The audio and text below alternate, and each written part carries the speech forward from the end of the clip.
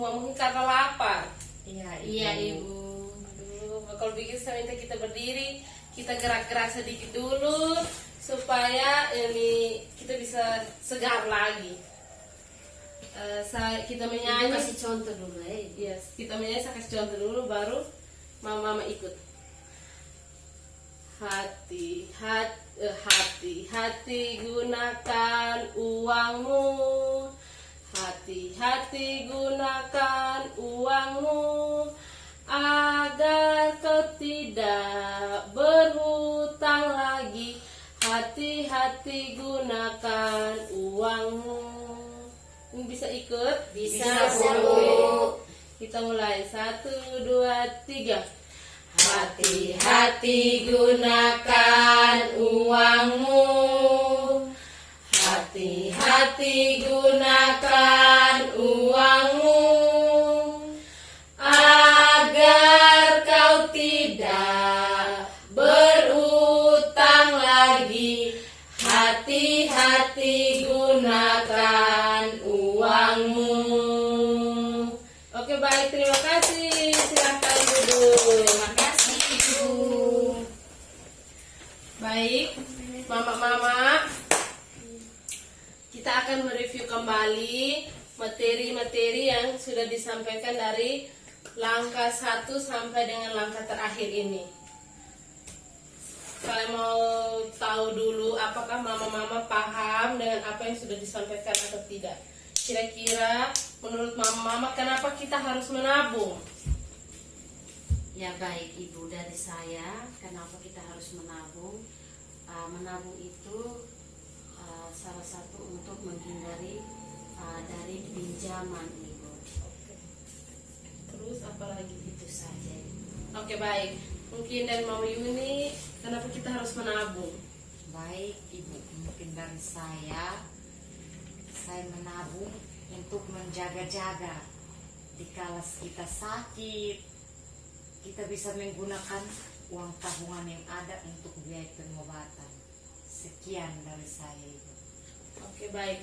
Jadi yang Mama Wanti dengan Mama Yuni sampaikan itu sudah betul. Kita menabung itu untuk pertama menghindari pinjaman atau utang.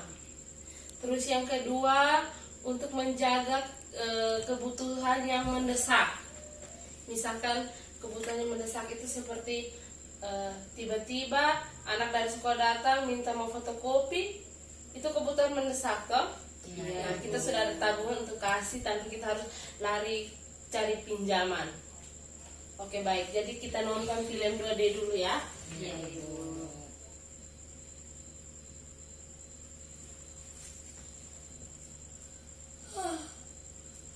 Ini bisa dengar?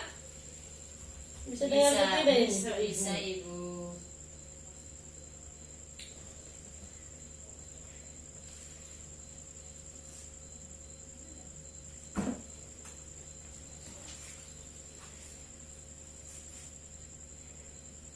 Oke, baik, sudah nonton toh? Sudah ibu. Jadi begini, kita di dalam rumah pasti ada saja kebutuhan yang mendesak yang menuntut kita untuk berhutang, betul atau tidak? Betul ibu. Nah, jadi kira-kira mama dengan bapak di rumah kita sebelum melakukan pinjaman itu hal-hal apa saja yang biasa mama-mama dengan bapak-bapak rencanakan? Hal-hal penting apa yang direncanakan sebelum kita berhutang? Ya baik ibu. Dari saya sebelum saya bersama suami saya berutang, kami pikir sama-sama dulu ibu. Di dalam rumah mungkin ada barang yang bisa dijual, itu seperti kain tenun ibu, itu bisa jual. Kami juga ada pelihara binatang seperti ayam, babi, kambing. Itu kami jual untuk memenuhi kebutuhan kami di rumah tangga ibu. Mungkin dari saya sekian ibu. Oke, baik, terima kasih. Mungkin dari mama-mama yang lain bisa berpendapat. Ya baik Ibu, dari saya sebelum saya meminjam, saya berpikir dahulu berapa besarnya uang yang harus saya pinjam, berapa bunga persen pengembaliannya.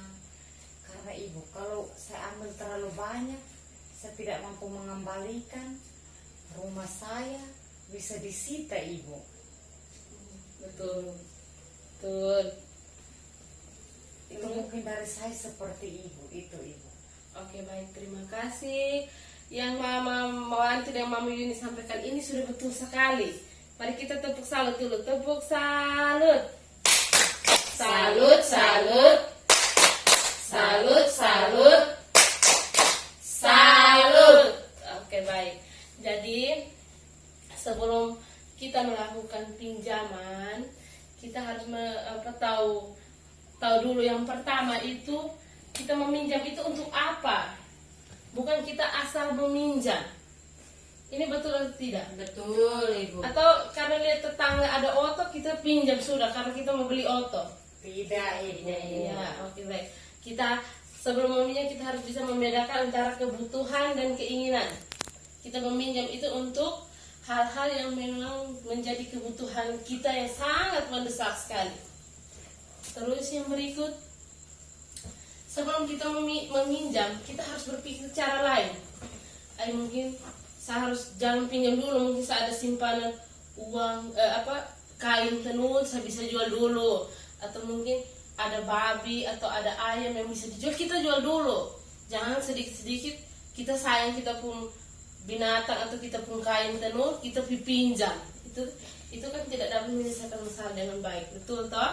Betul. Nah, terus yang berikut, kita harus tentukan berapa banyak yang harus kita pinjam. Seperti tadi Mama Yuni sampaikan, sebelum meminjam dia memikirkan untuk berapa banyak yang mau dipinjam. Nah, itu sudah betul sekali Mama Yuni, itu sudah bagus. Jadi kita harus pikir, saya pinjam ini harus berapa banyak, harus sesuai dengan kita punya pendapatan.